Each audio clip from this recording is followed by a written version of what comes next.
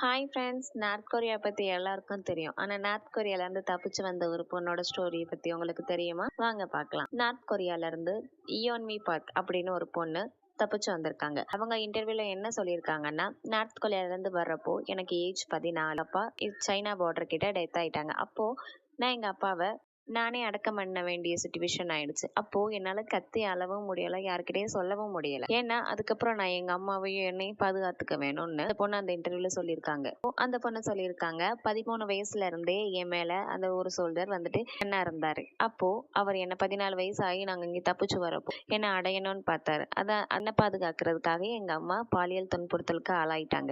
North கொரியால ஒரு பழமொழி இருக்கு, பெண்கள் பலவீனமானவர்கள், ஆனால் தாய்மார்கள் வலிமையானவர்கள் என்று. நாங்க மங்கோலியா பாலைவனத்தை கடக்கிறப்போ எங்க கையில ஒரே ஒரு திசை காட்டி மட்டும்தான் இருந்துச்சு. அந்த திசை காட்டியோ வேலை செய்யாம போயிடுச்சுன்னா நாங்க அந்த நட்சத்திரத்தை துணையோட